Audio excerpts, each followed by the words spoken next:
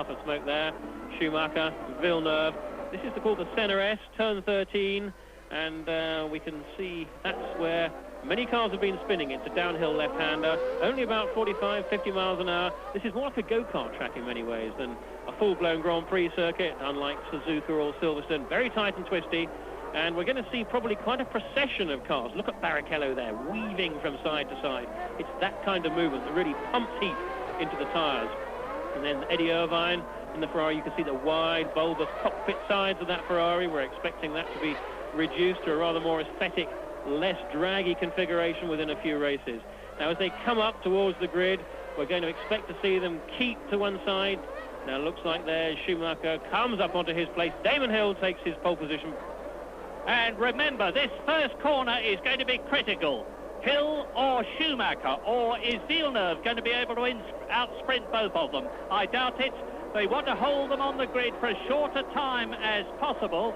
Charlie Whiting has programmed into the starting lights, which you will see spread across the course, the gap, which indicates that when all the lights go out, they start for the 72 laps. Damon Hill on the left, Michael Schumacher on the right. Behind Hill is Villeneuve. Behind Schumacher is Alesi. He's a quick starter. Watch for the lights going out, and then it will be... Go! Good start by Hill. Good start by Hill. And Alesi comes up and takes Villeneuve. Hill leads into the first right-hander. The Benetton coming up behind him. Schumacher takes the second place. It's the Williams leading, the Ferrari second, then the two Benettons as they go round the right-hander at turn 1. This is the left-hander at turn 3. Little short, straight, and they're doing about 100 miles an hour here. We're riding with Mika Häkkinen now. Hill leads, Schumacher second. Then the two Benettons, Eddie Irvine trying to come up through the field. Unfortunately, unlike last year, they have all got away safely. Now, this is where the bumps happen.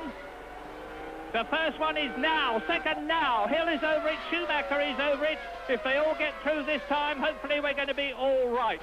Damon Hill leads, Schumacher is second. It's Alesi third. It is Berger in fourth position, so the two Benettons are improving. It's Mika Häkkinen fifth, it's Barrichello in sixth place, and it is Jos Verstappen in the Arrows in seventh position. Terrific performance, riding with Schumacher, chasing Damon Hill down through the Senna S's, left and right, up to 155 miles an hour. There's Barrichello, behind him is Verstappen. We're coming up now to turn 16, the Orquilla, to complete the first lap out of 72 with Damon Hill from pole position leading in Argentina. Down towards us now. This is 175 miles an hour. Williams, Ferrari, Alesi, Benetton, Berger, Benetton. They are already easing away from the fifth position. There it is. Häkkinen, Barrichello, Verstappen, Coulthard and Villeneuve right down the field. Well, a good clean start, excellent to see. Particularly good starts there from David Coulthard, up from 9th on the grid to 5th. He'll be thrilled with that.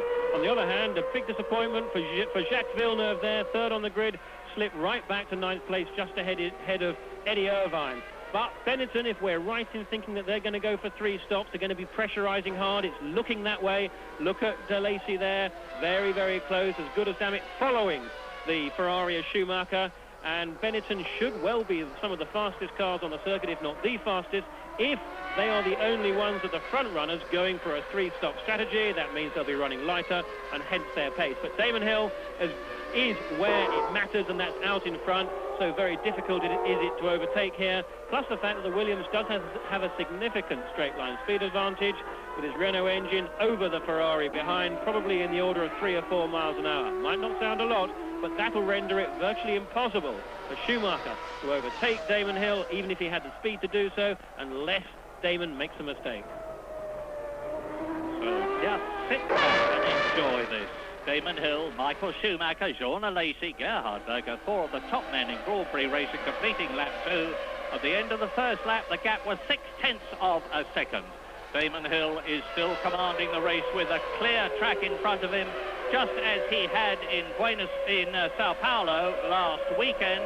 The difference being, of course, that this time the track is dry. Last time it was wet, and this time Michael Schumacher's car is going very much better than it did in Brazil a week ago.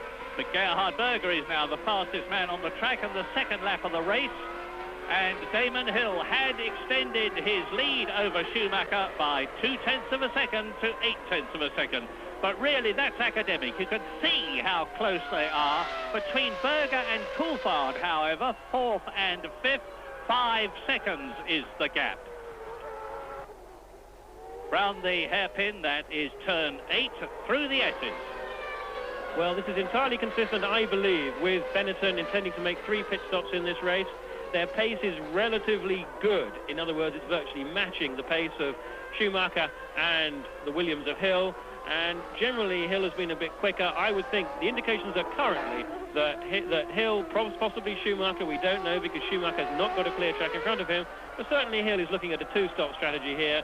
So he should be staying out beyond lap 20, coming in maybe lap 24, when the Benettons, if we're right, will be coming in around about lap 18. Now, the important thing for Benetton is that they really want to make best use of this lighter car and the speed while they can now. They don't want to get held up with Schumacher. They should have a straight-line speed advantage over the Ferrari to try and get by Schumacher, but Michael is not an easy man to pass. Damon Hill extending his lead. It's now almost a second. It may not look it on the track, but it is on the clock, and Jean Alesi is starting to pressure the Ferrari. Now, Damon Hill needs another 10 championship points in this race, because mark my word, the John Barnard designed Ferrari with its new V10 engine is going to get better. It was late getting onto the Grand Prix scene because John always believes in hanging on until the last possible moment to get the design right. And so far, they've only been able to concentrate on testing for reliability. After this race, there's going to be a 4-day test in Spain at Jerez, and they're going to be concentrating on testing for development there, and there's a lot of development in the Ferrari. But now on lap 4 out of 72, you can see it's still Hill, Williams, Renault. Double world champion Michael Schumacher, there is the man in his 3rd race for Ferrari. That is Jean Alesi. There is Gerhard Berger. The gap between Berger and Coulthard is getting greater all the time. It's 6 seconds. Barrichello is still 6th. Jos Verstappen is still 7th. Jacques Villeneuve is still 8th. Hakkinen is still 9th. Eddie Irvine 10th in the Ferrari. Down the straight. This is the completion of lap 5, and Schumacher has just gone fastest over the bump into turn 1. 1 minute 31.8, 0.2 of a second faster than Damon Hill. And they are easing away from the 2 Benettons. Where with Schumacher now? Out of the left-hander at turn 3, into turn 4, 3rd gear, 100 miles an hour, into the long double right at turn 6. This is into the fastest part, second fastest part of the track. They're taking this bend, approaching us at 160 miles an hour, the Ascari. And you can just about see on top of Michael Schumacher's steering wheel the flashing red lights coming up.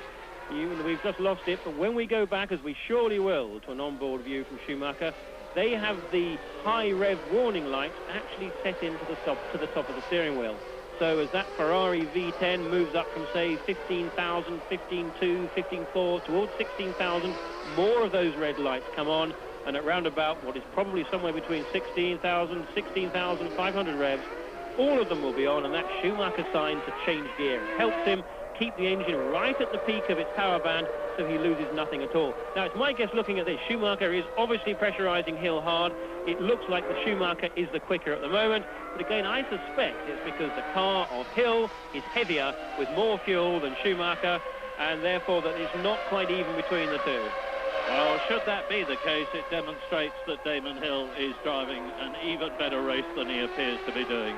But Michael Schumacher has demonstrated here in the last 2 days his ability to adapt his driving technique to suit the car.